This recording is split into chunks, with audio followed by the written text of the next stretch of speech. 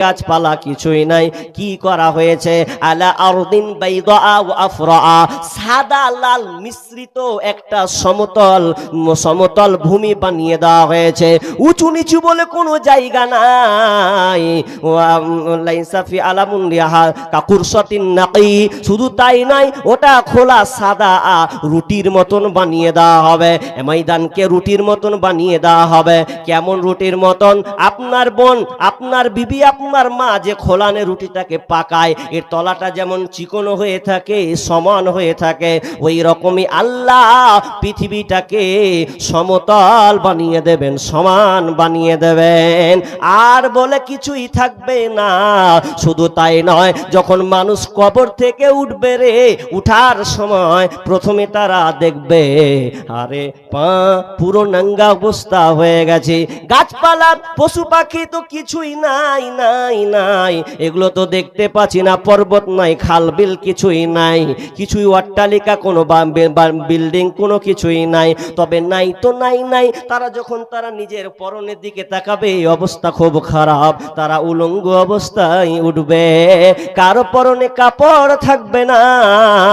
আয়েশা রাদিয়াল্লাহু তাআলা আনহা তিনি বর্ণনা করেছেন, বিশ্বনবী বলছেন, ইহসারুন নাসু ইয়াউমাল কিয়ামাতি উফাতান উরাতান গুরলা, উফাতান উরাতান গুরলা। মানুষ যখন উঠবে তিনটা দিক লক্ষ্য করবে। একটা উফাতান উরাতান গুরলা, মানুষ যখন উঠবে নাঙ্গা অবস্থায়, আপনার খালি পায়ে নাঙ্গা অবস্থায় এবং খাতনাবিহীন এই আকৃতিতে তারা কবর থেকে উঠবে। কারো কপরে কোনো কাপড় থাকবে না, পায়ে কোনো স্যান্ডেল থাকবে না, পায়ে স্যান্ডেল নাই, কোনো কাপড় নাই, খাতনাবিহীন থাকবে। যখন বিশ্বনবী এই কথা আয়েশাকে যখন বলছেন, আয়েশা খুব বুদ্ধিমতী মহিলা ছিলেন, সঙ্গে সঙ্গে পাল্টা বিশ্বনবীকে প্রশ্ন করতে লাগলেন। ফাকুম বললেন, ইয়া রাসূলুল্লাহ, আন-নিসাউ ওয়ার রিজালু জামিআ ইয়ানজুরু বা'দুহুম ইলা বা'দিন। ইয়া রাসূলুল্লাহ, আপনি বললেন কারো পরনে কাপড় থাকবে না, ছেলে মেয়ে তো একাকার হয়ে থাকবে, ছেলে মেয়ে একাকার হয়ে থাকবে, কারো পরনে কাপড় থাকবে না, তাহলে তো ওর দিকে তাকাবে, ওর দিকে তাকাবে, এইরকম দৃশ্য হয়ে যাবে। তাহলে এক কথায় বলা যায়, আপনার ইজ্জত সবাই দেখে ফেলবে। যখন এই কথা বলা বিশ্ব নবী বললেন, ফাকালা ইয়া আয়েশাতুল আমরু আসাদ্দু মিন আইয়ানদুরা বা'দুহুম ইলা বা'যিন।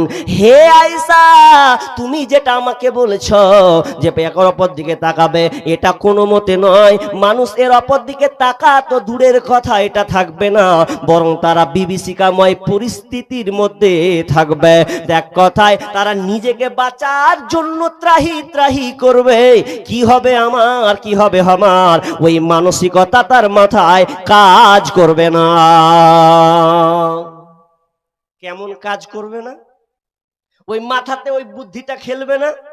যেমন আমি একটা মেয়েকে দেখলাম, আপনি একটা দেখলেন, তা আপনি বলছেন কার বেটি, দেখ কেমন করে সেজে চলে এসছে, হ্যাঁ, জালসার দিনে ঠোঁটে গুলো একদম গুলাপ টেলেপটা, আর মাথায় কোনো চিরনি কি একদম বাম্পার করে কোনো ওড়না নেই, আর জালসা শুনতে চলেছে, কার বেটি এটা রে? মানে আপনি বলছেন আর বাপেরও বাটা আর মায়েরও বাটা, কোনো খেয়াল নেই। আচ্ছা গেল, এখন এই হাল হয়ে গেল। এটা এখন এই বুদ্ধিতে কথাটা বলছে, তো বিচারের ময়দানটা কত কঠিন হবে। কেউ কারো দিকে তাকাবার কোনো ওই ধ্যান তো দূরের কথা, নিজেকে বাঁচার জন্য। আমি দুটা উদাহরণ দিব, তাহলে আপনি ওই হাদিসের ব্যাখ্যাটা আপনি হৃদয় থেকে বুঝতে পারবেন, অন্তর থেকে বুঝে ফেলবেন। কেমন বুঝবেন? আপনার যদি সুগার হয়, সুগারের মানুষের অনেক ব্যারাম থাকে, এই খাওয়া যাবে না, সে খাওয়া যাবে না, এইভাবে চলতে হবে, রাত জাগা যাবে না, বেশি বেশি করে পানি মারবে জি। তো সুগারের মানুষ অনেক নিয়ম নীতি মানতে হবে। এখন ওই সুগারওয়ালা মানুষকে যদি 1 বছর পর ক্যান্সার হয়, এক তো সুগার ধরলে তার পরের বছর ওকে ক্যান্সার হলো ধরেন, এখন ক্যান্সার যদি হয় তাহলে ডাক্তার বলে তুমি শেষ, তোমার ক্যান্সার হয়েছে। আচ্ছা বলুন তো, যে লোকটা সুগার ছিল, এখন যদি ওকে ক্যান্সার বলে, সুগার বলে মনে থাকবে? মনে থাকবে? ও সুগার করে ভুলে ক্যান্সার শেষ। আমি শেষ, অবস্থা খারাপ। তখন ক্যান্সার নিয়েও টেনশন করবে, সুগারের কথা মনে থাকবে না, ভুলে যাবে। আমি একটা আরো ভালো করে উদাহরণ দিতে হলে বুঝেন, আপনি নতুন বিয়ে করেছেন, বিবি কোথায় বিয়ে করেছেন? তা একদম দক্ষিণ দিনাজপুর মালদা লোকের মানুষ, গাজলের মানুষ, কুসমন্ডি থানা থেকে একটা মেয়ে নিয়ে আসলেন, খুব সুন্দর মেয়ে নিয়ে এসেছেন, খুব ভালো দেখতে, সুন্দরী, খুব পছন্দ করে, বাড়ির সবার পছন্দ, আপনার এক নম্বরে আগে পছন্দ। এখন বিয়ে করেছেন, এখন বিয়ে যখন করলেন তো এখন বিবি আবদার করছে আপনার কাছে। কি আবদার করছে? বলছে, হ্যাঁ জি, খুব অনেক দিনের তামান্না ছিল জি, আমি যাকে বিয়ে করবে, যে আমার স্বামী হবে, আমি প্রথম আবদার করব ওকে যে আমি ওর সাথে কোথাও বাইরে ঘুরতে যাবো। এখন নতুন যদি বিয়ে হয়, তখন বিবির আবদার কেউ করবে না? চল, এখন সব দূরে বিবি কাছে। এখন বিবিকে বলবে, ঠিক আছে, তা কি করে যাবি? ওই এক কাজ করো, একটা প্রাইভেট গাড়ি করো, বাস ট্রেনে যাবো না, দুজনাতে যাব, কি আনন্দেতে যাব। ওই যে সেটাও ঠিক রে, তো চ। এখন গাড়ি করে নিলে, এখন গাড়ি করার পরে দুজনে একদম ভালো করে চাপলো। হ্যাঁ, হযরত আলীর ভাষা হেন্ঠা করে চাপলো নাকি? ওর ভাষা ওই হেন্ঠা শব্দ ব্যবহার করে। তো ভালোভাবে চাপলো, আর চাপার সময় দুজনে চেপেছে, কাউকে লাইন, শুধু ড্রাইভার। কোথায় যাবে? তো বলছে, চলো আজকে কোথায় যাবে? চলো হাজার দুয়ারি যাব। হাজার দুয়ারি গিয়ে একটা আবার বেলডাঙ্গাতে মসজিদ হবে নাকি, ওটাও দেখতে যাব, দুইটাই হয়ে যাবে। এখন স্বামী স্ত্রী দুজনে চেপেছে, স্বামী স্ত্রী কত ভালোবাসার মানুষ, বেশি দিন হয়নি দুজনে ভালোবাসার মাতোয়ারা হয়ে গেছেন, এমন ভালোবাসা তো গভীরে চলে গেছেন। দুজনে ভিতরে আছেন, গল্প চলছে। বিবি আগেকার হিস্টোরি, কলেজের স্কুলের হিস্ট্রি বর্ণনা করছে, এত সুন্দর করে বর্ণনা করছে, নিজের চেহারার বর্ণনা করছে, আমি এই রকম, আমি এই রকম, তুমি পাগলা হয়ে গেছো বলে তুমি আমাকে বিয়ে করেছো, তুমি আমাকে বেছে বিয়ে করেছো, দেখছো আমার শরীরের অবস্থা, দেখছো আমি সে, আমি এই রকম, এমন ভাবে বর্ণনা করতে করতে স্বামী খুব খুশিতে শুনছে, ভালো লাগছে, তাই তো তোমাকে আমি চয়েস করে নিয়েছি। এই গল্প চলছে, আর গল্প করতে করতে ড্রাইভার বলছে, এদের ভ্যাট ভ্যাদানি কতক্ষণ থেকে চলবে হে? খুব তো এদের ভ্যাট ভ্যাদানি চলছে, গাড়ি তো আমি চালাচ্ছি। তো চালাতে চালাতে গাড়ি চলছে, জাতীয় সড়ক 12 সড়ক দিয়ে চলছে, কত ভোল্টেজে? তো এর স্পিড হলো আপনার 120, এত 120 গতিবেগে গাড়ি চলছে। এমন সময় ড্রাইভার বলছে, ও তোমরা শোনো, ভ্যাট ভ্যাট কমাও, এখন গাড়ি চালাতে যাচ্ছি, ব্রেক মারছি, ব্রেক ধরে না, ব্রেক ধরে না, ব্রেক ফেল। এখন স্ত্রী বলছে, বাদ দাও ড্রাইভারের কথা কিছু কইতে দিয়া, এত সুন্দর রঙ্গরসের গল্প করছি আর ড্রাইভারের কথা শুনবে, বাদ দাও। আচ্ছা কি বলবে ও, কি বলবে ও? লাস্টে একটা কথা বলবে, ওকে হুড়া মেরে বলবে, তোর কথার কিছু কইতে দি, আখেরি আঞ্জাম দিয়েছে শুনেছিস কথা, তোরা রূপের আমার বর্ণনা শুনে লাভ নাই, তুই যতই সুন্দরী হও, যতই তুমি ভালো হও, ড্রাইভার বলেছে ব্রেক ফেল। ব্রেক ফেল মানে কোথাও ঠুকতে হবে, কোথাও মোকটাম পারে পড়বে, কোন গাড়িতে ধাক্কা মারবে, কিছুই থাকবে না, এক কথায় মৃত্যু ছাড়া আর কোনো রাস্তা নাই। তার মানে ওর বিবির সৌন্দর্য নিবে না, বর্ণনা নিবে না, বিবি যেমন থাক আর ওর দিকে চোখ যাবে না, শুধু দান ধার, মানে দিলটা ধারাস ধারা, না জানি কোথায় ঠুকে মারা যাব। এটা তো দুনিয়ার আপনাকে এক্সাম্পল দিলাম। বিচারের মাঠ খুবই কঠিন হবে, এত কঠিন হবে, কেউ কারো দিকে তাকাবার কোনো অবস্থা রাখবে না, বরং নিজেকে বাঁচার জন্য ত্রাহে ত্রাহে করবে।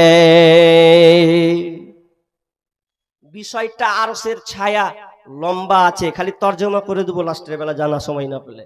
তবে বিচারের যে আরশের ছায়া কথা বললাম, তো আরশের ছায়াটা কি? এটা আল্লাহর রহমতের ছায়া, সিংহাসন। এই আরশের ছায়া তলে 7 শ্রেণীর লোক, 7 শ্রেণীর মানুষ স্থান পাবে। কেন? কারণ বাকি যত জায়গা থাকবে ভয়ানক পরিস্থিতি হবে, মানুষ সূর্যের তাপে থাকতে পারবে না। কারণ সূর্যটাকে কিয়ামতের ময়দানে মাথার উপরে নিয়ে আসা হবে, 50,000 বছর হবে একটা দিন, টানা 40,000 বছর দাঁড়িয়ে থাকতে হবে, 10,000 বছর বিচার চলবে, হিসাব নেওয়া, বিচার চলবে, হিসাব নেওয়া হবে। এমন পরিস্থিতি হবে যে আর কোনো আর নাই, কোথাও লুকাবো এরকম কোনো জায়গা নাই। তো আরশের নিচে পালাবো, লুকাবো, তো লুকাতে যে কেউ পাবে না। কেন? যারা আশ্বাসের মধ্যে না পড়বে তারা এই ঢুকতে পাবে না, এই আল্লাহর রহমতের ছায়াতে তারা ঢুকতে পাবে না। কেন? পরিস্থিতি খুব খারাপ, এখন ঢুকবো বাঁচবো না, কারণ মাথার উপরে সূর্য আসবে। বিষ্ণু বলছেন, ইয়ারাকুন নাসু ইয়াউমাল কিয়ামাতি يعرق الناس يوم القيامة حتى يذهب أراقهم في الأرض 70 ذراعا ويلجمهم حتى يبلغ آذانهم বিশ্বনবী বলছেন ইয়ারাকুন নাসু ইয়াউমাল কিয়ামা মানুষ সূর্যের তাপে ঘামতে থাকবে মানুষ ঘামতে থাকবে কতটা থামবে ইয়াযহাব আরাকুহুম ফিল আরদি 70 যিরাআ 70 হাত পর্যন্ত ছড়িয়ে যাবে ঘাম 70 হাত পর্যন্ত ছিটকে যাবে দূরে চলে যাবে তো কেন সূর্যের তাপে সূর্য মাথার উপরে নিয়ে আসা হবে বিশ্বনবী বলছেন তুদনা শামসু ইয়াউমাল কিয়ামাতি মিনাল খালক সূর্যটাকে সৃষ্টির কাছাকাছি অতি নিকটবর্তী নিয়ে আসা হবে হাত্তা তাকুনা মিনহুম কামিকদারি মিল এমনকি মাথার উপরে 1 মাইল উপরে সূর্যটা থাকবে মাথার উপরে সূর্য আপনি জানেন দুনিয়াতে আপনি এখন এই যে জমিনে বসে আছেন আলোচনা শুনছেন আপনার মাথার উপরে কত দূরে সূর্য আছে বিজ্ঞানীরা বলছেন 9 কোটি 30 লক্ষ মাইল দূরে আছে কত বললাম 9 কোটি 30 লক্ষ মাইল দূর থেকে আপনাকে এই আপনার থেকে আপনি আলো পাচ্ছেন দুনিয়া দিনের আলো সূর্যের আলো আপনি পাচ্ছেন 9 কোটি 30 লক্ষ মাইল দূর থেকে আপনি পাচ্ছেন শুধু তাই নয় এর তাপমাত্রা কত বিজ্ঞানীরা বলছেন সূর্যের তাপমাত্রা হলো 1 কোটি 40 লক্ষ ডিগ্রি সেলসিয়াস 1 কোটি 40 লক্ষ ডিগ্রি সেলসিয়াস এতটা তাপমাত্রা আপনি ভাবেন তো মাথার উপরে সূর্য করে নিয়ে আসা হবে দুনিয়াতে আপনি থাকছেন সামান্য 40 ডিগ্রি সেলসিয়াস তাপমাত্রা আপনি সহ্য করতে পারছেন না আপনি ভাবুন গরমের সময় বাড়ি ছেড়ে আপনি বাগানে আশ্রয় নেই যার টাকা আছে এসি চালিয়ে ঘরের মধ্যে থাকে কিংবা যার ফ্যান লাইন নাই পাখা দিয়ে ঘোরায় বারবার ঠান্ডা বরফ পানি খায় নিজেকে বাঁচার জন্য এত গরমে কত মানুষ সহ্য না করতে পেরে মারা যায় তীব্র গরমে থাকা যায় না ছাদ এই সূর্যের তাপে রাতের বেলাও ছাদ পর্যন্ত হিট হয়ে থাকে গরম হয়ে থাকে গরমের সময় আমরা বালিতে যেতে পারি না বালু গরম উত্তপ্ত হয়ে আছে এমন বালি চাল ফেলে দিলে ভাজা হয়ে যাবে এতটা কঠিন ভয়ঙ্কর পরিস্থিতি দুনিয়াতে যদি হয় তাই এতগুলো টেম্পারেচার আপনি ভাবুন তো আজকে আমাদের যে আমরা মোমবাতি জ্বালাই ওই মোমবাতির টেম্পারেচার কতটা 1000 ডিগ্রি সেলসিয়াস আপনি কেরোসিনে চালাবেন কেরোসিন জ্বালাতে গেলে এর তাপমাত্রা 1300 ডিগ্রি সেলসিয়াস আপনি একটা লোহা গলাবেন কামারেরা যে লোহা গলায় ওই লোহার গলাতে গিয়ে টেম্পারেচার পরে 1500-1600 ডিগ্রি সেলসিয়াস এতগুলো তাপমাত্রা সামান্য এত তাপমাত্রাতে ভয়ঙ্কর পরিস্থিতি হয়ে যায় কিন্তু কিয়ামতের ময়দানে সূর্যটাকে 1 মাইল উপরে করে দেওয়া হবে ফায়াকুনুন নাসু আলা কদরি আমালিহিম ফিল আরাক মানুষ তখন আমলের অনুপাতে ঘামতে থাকবে ফামিনহুম মাইয়াকুনু ইলা কাবাইহি মানুষ ঘামতে থাকবে কতটা পর্যন্ত কেউ আপনার টাকনু পর্যন্ত ঘামতে থাকবে ফামিনহুম মাইয়াকুনু ইলা রুকবাতাইহি কেউ আবার ঘামবে হাঁটু পর্যন্ত ওয়ামিনহুম মাইয়াকুনু ইলা হাকওয়াইহি কেউ ঘামবে আবার কোমর পর্যন্ত ঘামতে লাগাম পর্যন্ত হয়ে যাবে এমন ভাবে মানুষ ঘামবে বাঁচার কোনো রাস্তা পাবে না এক কথাই ঘামে মানুষ হাবুডুবু খাবে তবে তারা বেঁচে যাবে যারা 7 শ্রেণীর মধ্যে থাকবে ওরা আরশের নিচে ছায়া পেয়ে তারা নিজেকে ধন্য মনে করবে 7 শ্রেণীর মানুষ এই আরশের নিচে ছায়া পাবে যে ছায়াটা আল্লাহর রহমতের ছায়া